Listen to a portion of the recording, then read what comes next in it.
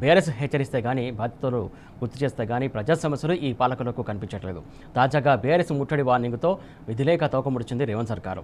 నిన్న నిరంజన్ రెడ్డి ప్రెస్ మీట్తో ప్రభుత్వంలో అలజడి రేగింది. కేఎల్ఐ పంపులు ఆన్ చేసి వెంటనే నీరు విడుదల చేయాలని గులాబీ పార్టీ డిమాండ్ చేసింది. కల్వకుర్తి పరిధిలోని పంపులు తక్షణమే ప్రారంభించాలని నిరంజన్ రెడ్డి నిన్న డిమాండ్ చేశారు. లేదంటే 11వ తేదీన కేటీఆర్ నేతృత్వంలో లక్షలాది మంది రైతులు నార్లాపూర్కు కదులుతారని తీవ్రంగా హెచ్చరించారు. ఎంజేకేఎల్ఐ ప్రాజెక్టును లక్షలాది మందితో ముట్టడిస్తామని వార్నింగ్ ఇచ్చారు. అక్కడే కార్యాచరణ ప్రకటించి సర్కారు కళ్ళు తెరిపిస్తామని ప్రకటించారు. బీఆర్ఎస్ వార్నింగ్తో దెబ్బకు రేవంత్ సర్కారు దిగివచ్చింది. నిన్న మధ్యాహ్నం నిరంజన్ రెడ్డి ప్రెస్ మీట్ ఎఫెక్ట్తో అర్ధరాత్రి సైలెంట్గా పంపులు ప్రారంభించింది ప్రభుత్వం. రైట్, దీనికి సంబంధించి స్పందించడానికి మనతో పాటు మాజీ ఎమ్మెల్యే రామ్మోహన్ రెడ్డి గారు కూడా సిద్ధంగా ఉన్నారు. రామ్మోహన్ రెడ్డి గారు నమస్తే అండి. నమస్కారం అండి. రైట్, ఏదైతే బీఆర్ఎస్ పదే పదే ప్రశ్నిస్తే తప్ప అడిగితే తప్ప చాలా పంపులు ఇప్పటివరకు ఆన్ చేసినటువంటి సందర్భాలు మనం చూస్తున్నాం. ఇప్పటికైనా కాంగ్రెస్ సర్కార్లో కొంచెం చలనం ఏమైనా వచ్చిందనుకోవాలి మనం?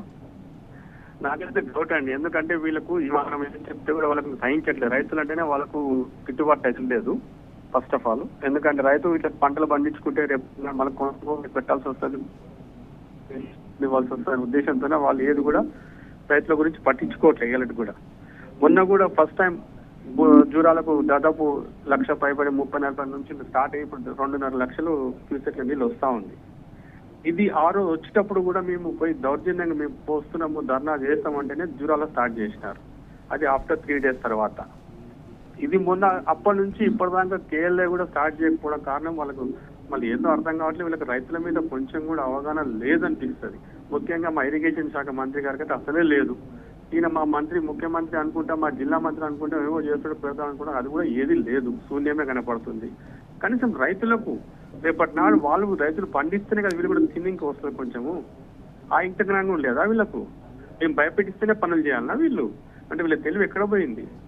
అంటే ఇన్ని రోజులు కేసీఆర్ గారు 10 ఏళ్ళు చేసి చూపించారు పరిపాలన, వాళ్ళకి అది అర్థం కాలేదా వాళ్ళకి? ఇది పబ్లిక్ లో చాలా వచ్చేసిందండి. ఇది ఎంతో ఘోరం వచ్చిందంటే మొన్న మేము మళ్ళా ఎంబడబడితేనే మళ్ళీ బీమా ఫేజ్ 2 కూడా స్టార్ట్ చేసినారు. ఫస్ట్ బీమా ఫేజ్ 2, తర్వాత LMC right main canal 2 start చేసినారు. అంతకుముందేమో తొందరపడి నెట్ ఎంపవర్ ఫుల్ చేసినారు. అసలు అవగాహన లేదండి. ఆఫీసర్లకు లేదు, ఇరిగేషన్ మంత్రికి లేదు, ఇంకా పెద్ద మనిషి అయిన ముఖ్యమంత్రికి అసలే లేదు.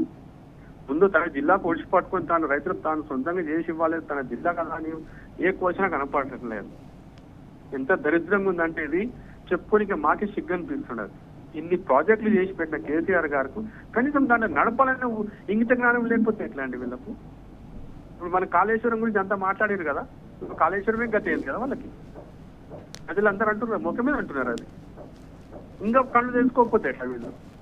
నిన్న మంత్రి మన నిరంజన్ రెడ్డి గారు అంతగానే వెంబడి పడితే మేము వస్తాము చేస్తాం అనేసరికి రాత్రి 2:30 గంటలకు అవసరమా అంత రాత్రిలో పోయి ఓపెన్ చేసేది? అది ఎవడో సొంటిగాడు ఓపెన్ చేస్తాడండి. ప్రస్తుతానికి ఏదైనా నీళ్ళు వస్తున్నాయి, ప్రజలు ఫస్ట్ టైం నీళ్ళు వస్తున్నాయి, సీజన్ నీళ్ళు వస్తున్నాయి అంటే మంచి పోయి పెద్ద మనుషులు పోయి మంచి పూజ చేసి గేట్లు ఓపెన్ చేసి అన్ని చేసేది ఉంటుంది, ప్రోటోకాల్ ఉంటుంది. ఎవడో సొంటిగాడు వాడు లస్కర్ గాడు ఓపెన్ చేస్తే నీళ్ళు తీసుకోవాలి. ఇది కూడా మర్చిపోయిందండి ఈ కాంగ్రెస్ వాళ్ళు. ఎంత దౌర్భాగ్యం అంటే ఇది. ఇంకా మళ్ళీ ఇంకా ఏమేమి చూపిస్తాం మనకు తెలియదు. రామ్మోహన్ రెడ్డి గారు, ప్రధానంగా ఏదైతే ఈ ఆయకట్టు కింద చాలా మంది రైతులు ఆధారపడి ఉంటారు, ప్రధానంగా రైతులు కూడా పెద్ద ఎత్తున హర్షం వ్యక్తం చేస్తున్నటువంటి సందర్భాన్ని మీరు ఎట్లా చూస్తారు? సార్, రైతులు ఎప్పుడు ఆశించటం లేదు సార్. నీళ్ళు వస్తున్నాయని మాకు ఫస్ట్ నీళ్ళు వస్తున్నాయి కృష్ణాలంటే మాకు కేసీఆర్ సార్ ఫోన్ చేసి రామ్మోహన్ నీళ్ళు వస్తున్నాయి, ఇమీడియట్ పంపులు స్టార్ట్ చేయించుకో, రిపేర్ చేయాలి, రెడీ పెట్టుకొని చెప్పేటోడు. ఇప్పుడు అట్లా చెప్పేటోడే గతి లేడు వాడాడ మాకు. ఇక రైతులకైతే మేము వాళ్ళు అడగక ముందే నీళ్ళు ఇచ్చేవాళ్ళం. ఇడికి ఒక బీమా కిందనే దాదాపు 2 లక్షల ఆయకట్టు వండిదండి నాకు. ఇప్పుడు అంతా మొత్తం ఏం చేసినారు, మొన్న యాసంగి పంటలో క్రాప్ హాలిడే అన్నారు. ఇప్పుడేమంటున్నారు, ఎలినా వచ్చింది పంటలు వేయొద్దు అని ఆఫీసర్, అగ్రికల్చర్ ఆఫీసర్ని పంపించి వరి పంట వేయకండి అని చెప్పిస్తాను. ఇంత దౌర్భాగ్యం ఇది. వర్షాకాలంలో వరి పంట వేయకపోతే ఇంకేం వేస్తామండి? కొంచెమన్నా ఎవరికి చెప్తున్నారు, ఇప్పుడు చిన్న రైతులు చెప్తారండి వీళ్ళకి అంత బుద్ధులు పోతే, ఊళ్ళలో పోతే అంత అవగాహన వచ్చేసింది రైతులలో. కానీ వీళ్ళకి రాలేదు అవగాహన. దాదాపు 3 సంవత్సరాలకు వచ్చేది ప్రభుత్వ పాలన వచ్చింది, ఇంకా వీళ్ళకి రాలే అవగాహన. అది ఇప్పుడు కేఎల్ఐ ఉంటే మనకు ఎంత లాభం? అది దాదాపు 3 కాన్స్టిట్యూన్సీలు నడుస్తాయి. అది అర్థం కాదా వాళ్ళకి? ఈ ముఖ్యమంత్రికి అర్థం కాదా? ఈ తాగునీళ్ళు తాగునీళ్ళ కిందండి ఇప్పుడు 2.5 లక్షలు వస్తున్నాయి. క్యూసెక్లు అవత గోదావరి పారుతుంది, ఇక్కడ కృష్ణ పారుతుంది. కొంచెం దాన్ని ఒడిసి పట్టుకొని మంచి నింపుకొని దెబ్బదవ రైతులకు చేసుకోండి బాబు, ఒక పంట వేసుకుంటారు నాయన మేము చూసుకుంటామంటే ఏది లేదు. నేను నా సొంతంగా నేను యూరియా కోసం పోయినా, పోతే యాప్ కావాలి. ఆ యాప్ ఓపెన్ కాదు, ఇది కాదు, మాకు రాదు. చచ్చినట్టు మళ్ళీ నేను ఏం చేసినట్టే రైతులకి వెళ్ళి తెప్పించుకున్నా. ఏం చేయాలా గతి లేక. ఇది పరిస్థితి అండి రైతులది. చాలా ఘోరంగా ఉంది రైతుల పరిస్థితి. అయితే యూరియాలు చక్కగా లేవు, నీళ్లు చక్కగా లేవు. ఈ పంటలు వేసుకోవద్దని చెప్పడం, ఆఫీసర్తో చెప్పడం ఎంత దౌర్భాగ్యం. వీళ్ళకి చేత కదా చెప్పనీకే, ప్రోగ్రామింగ్ చేసి చెప్పడానికి చేత కదా వీళ్ళకు, అధికారులకు కానీ మంత్రులకు కానీ ఎవరికన్నా. కింద స్థాయి ఏం చెప్పాలా రైతులకు? అది కూడా ఒక పెద్ద మంది చెప్తే గౌరవం ఉంటుందండి, వింటారు. ఈ కింద ఒకటి చెప్తే ఓడింటాడు. ఈ ఇంత జ్ఞానం కూడా లేదు వాళ్ళకి. రామ్మోహన్ గారు, ప్రధానంగా ఇక్కడ చూసుకున్నట్లయితే ఇక్కడ ఉన్నటువంటి నీళ్ళని, గోదావరి నీళ్ళు కావచ్చు, కృష్ణ నీళ్ళు కావచ్చు, జలం ఎంత ఉన్నా కూడా కాపాడుకోలేక, ఒడిసి పట్టుకోలేక అటు కింద ఉన్నటువంటి ఏపీకి తరలిపోతున్నటువంటి సందర్భాన్ని ఎట్లా చూస్తారు మరి?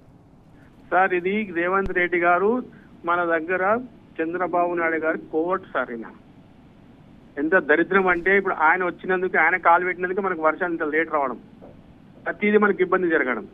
వెనకటికి మేము దాదాపు 9 ఏళ్ళు 8 ఏళ్ళు కరువు కాటకాలు చూసినాం ఇదే చంద్రబాబు నాయుడు ముఖ్యమంత్రి ఉన్నప్పుడు. ఈయన మళ్ళీ అదే దోస్తాన్ని పెట్టి మళ్ళీ అదే శిష్యుడు, అతని శిష్యుడే కదా, ఇక అదే నడుస్తా ఉంది. మొన్న మా దగ్గర 3 ముఖ్యమంత్రులు కూర్చొని తుంగభద్రకి గేట్ రిపేర్లకు ముఖ్యమంత్రులు పోవాలండి తుంగభద్ర డ్యామ్ కాడికి. ఆడ పోయి కూర్చొని 3 ముఖ్యమంత్రులు మంత్రాలు చేసుకొని ఇష్టం వచ్చినట్టు మాట్లాడుకొని నీళ్లు ఇప్పుడు మనకు శ్రీశైలం ఇప్పటి నిండిపోతుండే. అలాంటిది ఈ రోజు డైరెక్ట్ గా వాళ్ళ అవతల దాదాపు ఇప్పటికి 40 టీఎంసీ తీసుకుపోయారు. పోతిరెడ్డిపాడు కానీ అక్కడని ఇక్కడని. కానీ యాక్చువల్గా మన శ్రీశైలం దేనికోసం ఉంది? ఓన్లీ పవర్ ప్రాజెక్ట్ కోసం ఉంది. ఇక వెనక నీళ్ళు వెనక చేయాలంటే మనం వాడుకోనికి ఉంది. అంతే తప్పిస్తే ఆంధ్రాకి ఏమైనా ఎక్కడ రాసి ఉందా? ఎక్కడ లేదు కదా వాళ్ళకి అవగాహన. అసలు ఇట్లాంటి అవగాహన లేదు సార్ వీళ్ళకి ఎవరికి. ఇష్టారాజ్యం అంతేది. రేవంత్ రెడ్డి గారు ఎట్లా దరిద్రం, మాకు తెలంగాణకు దరిద్రం రాక్షసులాగా జమైంది మాకు అంతేది. ఏమైనా చెప్దామంటే, ఏమైనా అందామంటే కూడా మనం తిట్టుకున్నట్టు ఫీలింగ్ అవుతుంది మాకు అది. ఎందుకంటే ఆయన తెలంగాణడే కదా, మా జిల్లా వాడే కదా. మాకు ఆయన తిడుతుంటే మాకే ఏమో మనమే తిట్టుకుంటున్నాం బాబు అనే ఫీలింగ్ వచ్చేసినాం మేము. రైతులు అందరూ అంతే, బయట పబ్లిక్ కూడా అంతే, మేమే కాదు. అది పరిస్థితి ఇవ్వాలి తెలంగాణ మహబూబ్నగర్ జిల్లాలో ఉన్న పరిస్థితి ఇవ్వాలి.